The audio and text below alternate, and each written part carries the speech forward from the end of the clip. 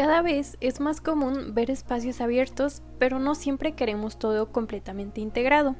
Hoy te voy a explicar qué son los muros divisores, para qué sirven y cómo puedes usarlos de forma creativa y funcional en tu casa. Comencemos.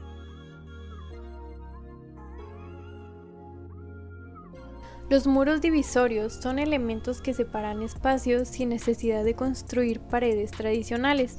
Pueden ser fijos o ligeros y ayudan a delimitar áreas sin perder diseño ni funcionalidad. Sirven para definir funciones dentro de un mismo espacio, dar mayor privacidad, mejorar la circulación y aportar estructura visual. Son ideales para salas, comedores, home office o recámaras. A diferencia de una pared tradicional, los muros divisores permiten el paso de luz, hacen que el espacio se sienta más amplio y aportan un elemento decorativo adicional. Los muros de listones de madera son una de las opciones más populares, aportan calidez, elegancia y funcionan muy bien para separar sin cerrar completamente. Puedes usar unos tonos naturales para un look moderno.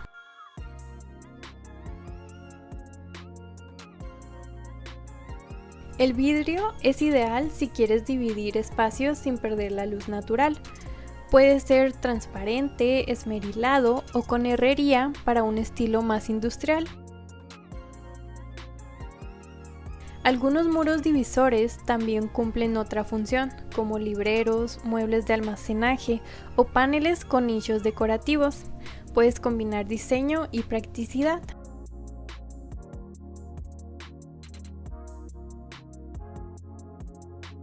Puedes usar plantas, biombos modernos, paneles textiles o incluso cortinas decorativas. Estas opciones son ideales si buscas algo flexible y fácil de cambiar.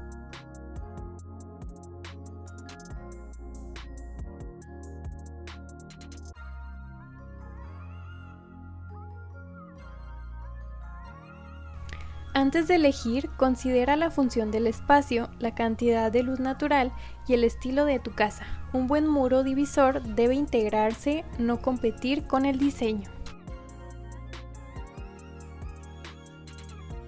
Los muros divisores son una excelente solución para crear espacios más funcionales, estéticos y bien definidos sin perder amplitud.